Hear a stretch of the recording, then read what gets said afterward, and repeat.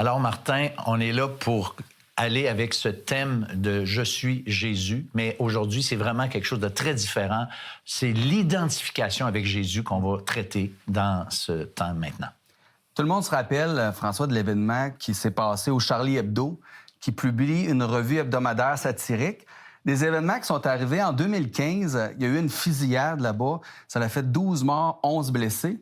Puis suite à cette tragédie-là, il y a une expression qui a fait le tour du monde, une expression qui a tapissé les réseaux sociaux. Est-ce que tu te rappelles de cette expression? Je me rappelle super bien parce que je vois encore le gars avec sa pancarte, là, la foule, en fait, avec des pancartes, et c'était marqué « Je suis Charlie ». Exactement. Au début, je trouvais ça, c'est quoi cette affaire-là, Je suis Charlie, mais là, j'ai réalisé... par la suite, c'est ça, c'est Je suis Charlie. En fait, c'est un slogan de solidarité devenu très, très populaire, qui a fait le tour du monde. Puis ce mouvement-là de solidarité, il a apporté beaucoup de réconfort, mais aussi un soutien à l'équipe de Charlie Hebdo, parce qu'eux, ils ont continué à publier leur numéro, leur revue. Puis le numéro qui a suivi, au lieu d'imprimer 60 000 exemplaires en une seule langue, ils ont presque imprimé 8 millions d'exemplaires en 6 langues. Donc, ça les a vraiment soutenus dans toute cette épreuve-là qui ont vécu. Puis, c'est sûr que ça a le plus bénéficié aux victimes, hein, ce mouvement de solidarité-là, mais c'est le but d'un tel mouvement. On est là pour être avec les victimes, alors c'est normal. Oui, mais j'aimerais quand même, pour les téléspectateurs, dire que en relation avec ce qui s'est passé dans ce journal satirique, ben c'est pas une question, là, l'image qu'on a ici, c'est pour juste soutenir le mouvement de solidarité qui s'en est suivi, et c'est pas du tout un jugement de valeur, on n'est pas là, c'est juste pour l'exemple est vraiment fameux, là.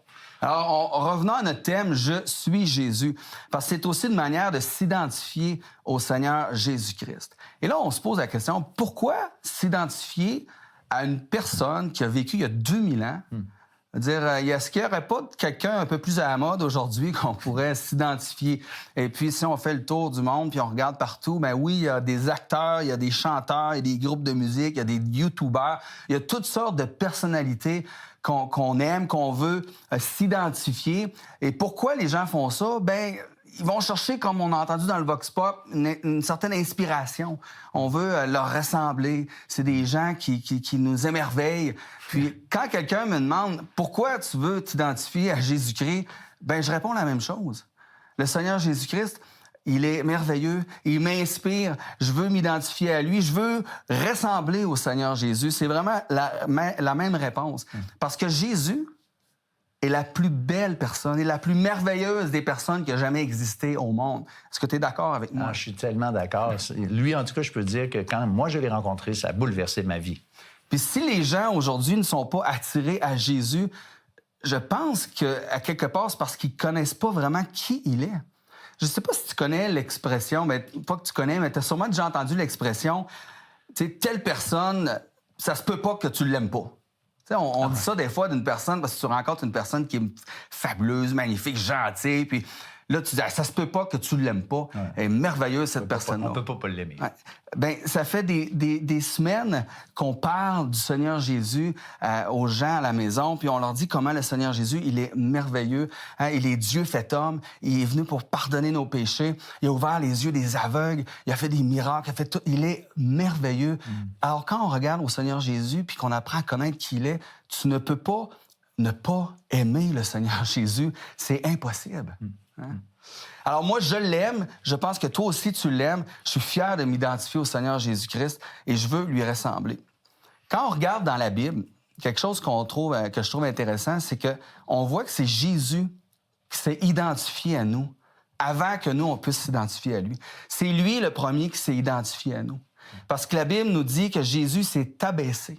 Jésus a pris un corps d'homme comme le nôtre. Jésus, il a eu faim. Jésus il a eu soif. Jésus il a été fatigué. Jésus il a même été, la Bible nous dit, tenté comme nous en toutes choses. Par contre, Jésus n'a jamais péché. Et j'aimerais ça lire des versets qui parlent de ça dans Philippiens au chapitre 2, versets 7 à 11, qui nous résume comment Jésus s'est identifié à nous. Et ça dit ceci. Il s'est dépouillé lui-même en prenant une forme de serviteur, en devenant semblable aux hommes. et il a paru comme un vrai homme. Il s'est humilié lui-même, se rendant obéissant jusqu'à la mort, même jusqu'à la mort de la croix.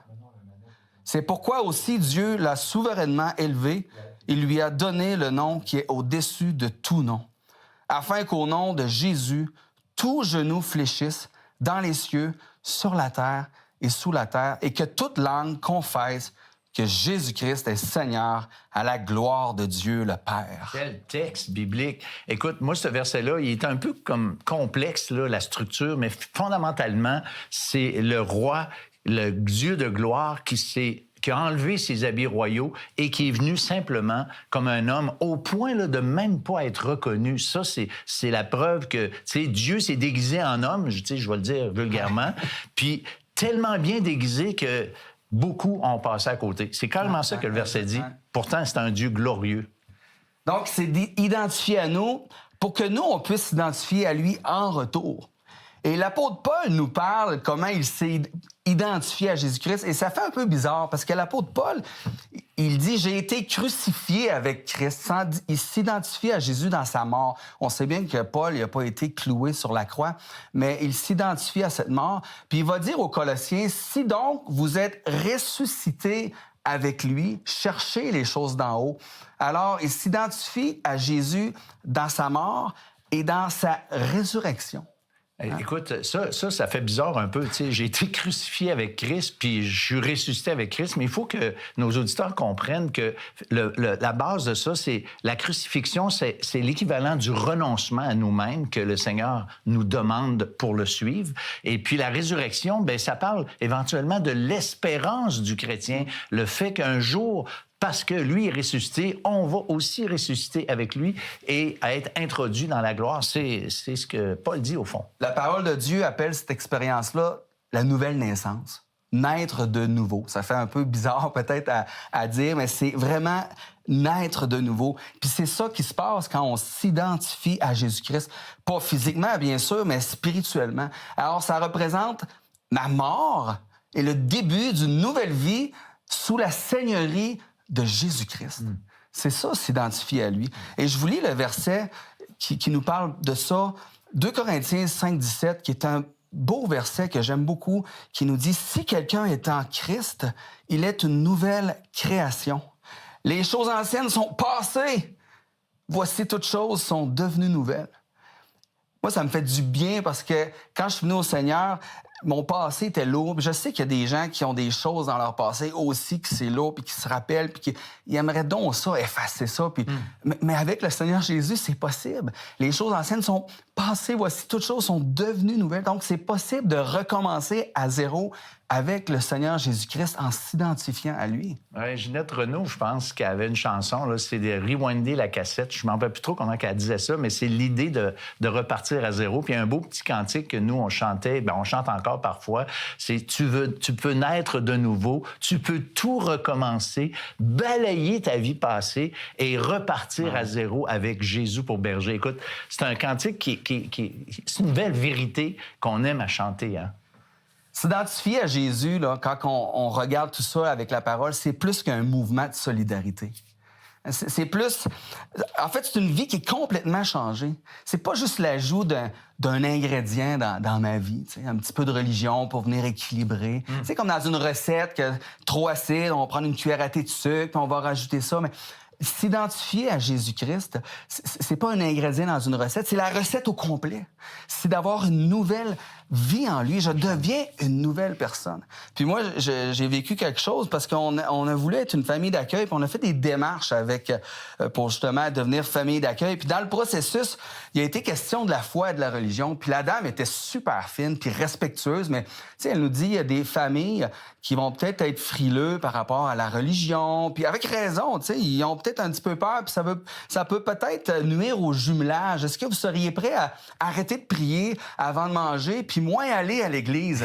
Et là, j'ai regardé la dame avec respect, j'ai dit, écoutez, madame, je pense pas que vous comprenez qu'est-ce que vous me demandez. Je veux dire, ma foi, c'est pas juste un petit ajout que je peux crinquer, monter. Non, c'est toute ma vie, le Seigneur Jésus, puis ma foi en lui. S'identifier à Jésus, ça bouleverse, ça change complètement. Ça commence à l'intérieur, ça change notre façon de penser, de voir, de croire, puis ça se manifeste jusque dans l'extérieur, dans notre manière de même de se conduire à tous les jours. Et j'aimerais conclure en disant ceci. Tout mouvement d'identification auquel on peut s'identifier, puis il y en a, ça peut être « Je suis Charlie », il peut y en avoir plein d'autres, des mouvements, bien, ça va changer la vie des victimes, mais ça ne va pas changer nécessairement notre vie. Mais quand on s'identifie à Jésus-Christ, c'est complètement le contraire. C'est notre vie qui est complètement changée, qui est complètement transformée. Et j'aimerais relire 2 Corinthiens 5,17 en terminant. « Si quelqu'un est en Christ, il est une nouvelle création. Les choses anciennes sont passées. Voici toutes choses sont devenues nouvelles. » Merci, Martin. J'aimerais inviter nos téléspectateurs maintenant à considérer et regarder ce qu'a été le Seigneur Jésus, lui qui était parfait. Mais malheureusement, lorsqu'on contemple la vie du Seigneur Jésus, on s'aperçoit que nous, on n'est pas parfait. Mais sachez que l'attitude du Seigneur Jésus est de nous accueillir, même si on n'est pas parfait, pour nous transformer, pour venir vivre en nous et d'emblée nous accorder un plein et entier pardon. C'est ça l'Évangile, c'est ça devenir chrétien, c'est ça naître de nouveau et c'est ça l'invitation qu'il nous lance à tous et à chacun. L'heure de la bonne nouvelle, en collaboration avec le Messager chrétien, vous offre gratuitement le livre de méditation quotidienne La Bonne Semence. Pour en recevoir un exemplaire, écrivez-nous à l'heure de la bonne nouvelle, casier postal 33012, comptoir postal Thibault, Trois-Rivières, Québec, G8T 9T8. Vous pouvez également nous joindre à info@hbn.ca ou par téléphone 1-866-509-1319. Vous avez des questions ou des commentaires sur ce que vous venez d'entendre? Contactez-nous par téléphone ou réagissez sur les médias sociaux.